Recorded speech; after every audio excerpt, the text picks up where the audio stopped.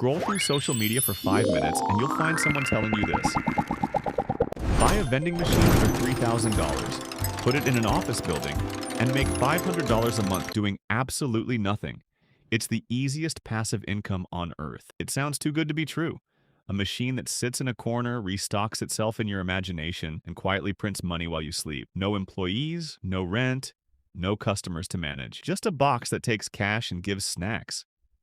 Here's what the passive income videos don't show you. The vending machine industry has one of the highest failure rates of any small business category. And most of the people who fail never once had a machine that got broken into or vandalized. They failed because of math nobody bothers to explain. By the end of this video, you'll understand why a business that looks like the definition of set it and forget it actually requires more logistics, more driving, and more hidden costs than most people expect. And why the operators who actually make real money are running something closer to a small delivery and route management company than a snack business. Let's get into the real numbers. Let's start with the number everyone quotes first, the machine itself. A basic mechanical snack machine can be found used for $1,000 to $2,000. A newer combo machine with card readers and remote monitoring can run $3,000 to $6,000. Compared to a restaurant build-out or a retail lease, this looks incredibly cheap to get started. And that's exactly why it gets pitched as an easy entry point. But the machine is just a box. On its own, it earns nothing. The entire value of a vending machine depends on one thing that has nothing to do with the machine itself: where it sits. A machine placed in a busy hospital break room might generate meaningful daily sales. The exact same machine placed in a quiet office hallway with 12 employees might sell 2 items a week. The product inside is identical. The profit is not. This is the first hint that vending isn't really a snack business. It's a real estate and foot traffic business, wearing a snack machine as a costume. Getting a good location is far harder and often far more expensive than people expect. Location commissions. Most property owners won't just let you place a machine for free. They expect a cut, typically 10% to 25% of gross sales, sometimes higher for exclusive high-traffic spots like hospitals, schools, or large office complexes. Some property managers demand a flat monthly placement fee instead, regardless of how much the machine actually sells. Competition for good spots. The best locations, busy break rooms, gyms, large apartment complexes, transit stations, are usually already taken by established operators who've had relationships with that property for years. New operators are frequently left fighting over mediocre spots, small offices, low-traffic waiting rooms, locations that sound good on paper but generate barely enough sales to cover restocking gas money. The cold outreach grind. Getting a location often means cold calling or cold visiting property managers, office administrators, apartment complex owners, and school districts. A sales job that has nothing to do with snacks and everything to do with negotiating access to foot traffic. Many new operators underestimate how much unpaid time this takes before a single machine generates a single dollar. This is the part that breaks the passive income myth immediately. Before you've sold a single bag of chips, you've already spent weeks doing outreach, negotiating fees, and competing for space that someone else usually already controls. Let's say you've secured a decent location. Now, the real ongoing costs begin. Restocking and driving time. Every machine needs to be restocked regularly, often weekly, sometimes more for high-traffic locations. That means driving, loading inventory, restocking on-site, and driving to the next machine. A route of 10 machines spread across a city can easily eat 10 to 15 hours a week once you include driving, parking, and restocking time. Hours that rarely get counted when someone estimates how much money vending machines make. Inventory costs and spoilage. Snacks and drinks aren't free, and unlike a coffee shop, you're often buying in smaller bulk quantities without the purchasing power of a large retailer. Perishable items. Sandwiches, fresh drinks, dairy products can expire before they sell. especially in low-traffic locations, turning inventory into a direct loss. Vehicle costs. Restocking requires a vehicle. Gas, maintenance, insurance, and depreciation all count as real operating costs, even if you're using a personal car. Route-based businesses like this quietly bleed money through vehicle wear that many new operators never factor into their profit calculations. Repairs and vandalism. Machines get jammed. Coin mechanisms break. Card readers malfunction.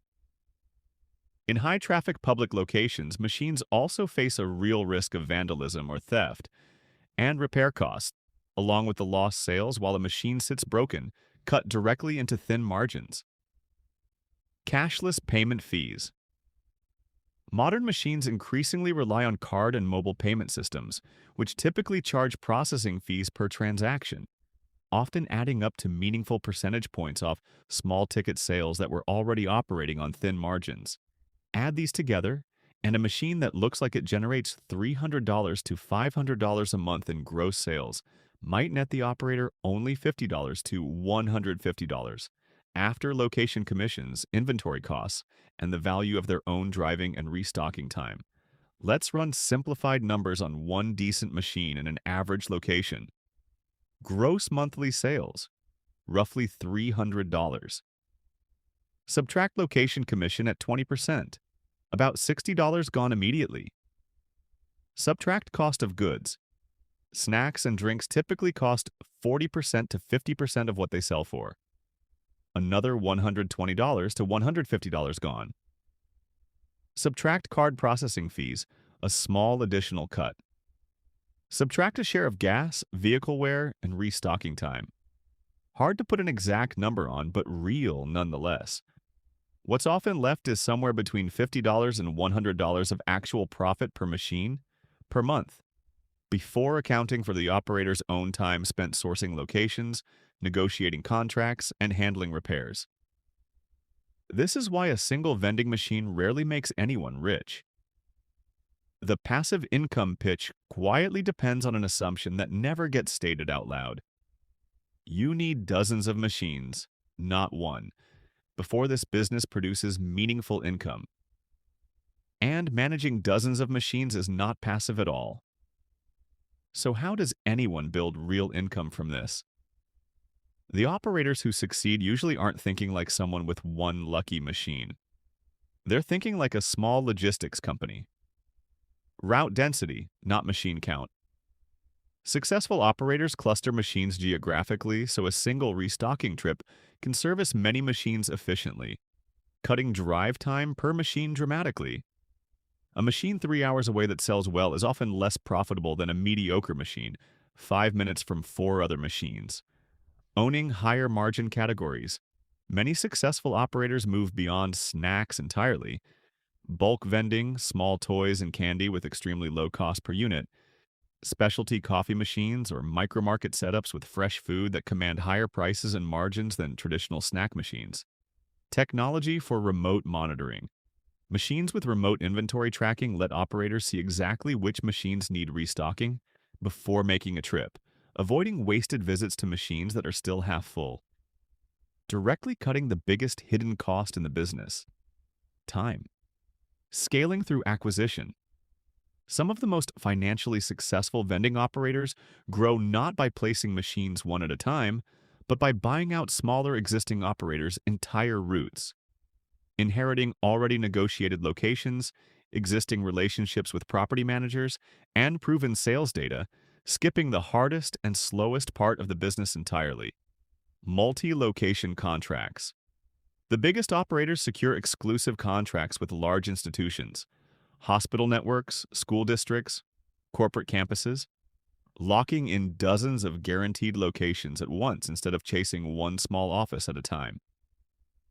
In other words, the winners aren't running a vending machine.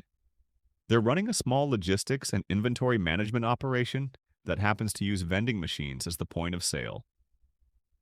Contract loss.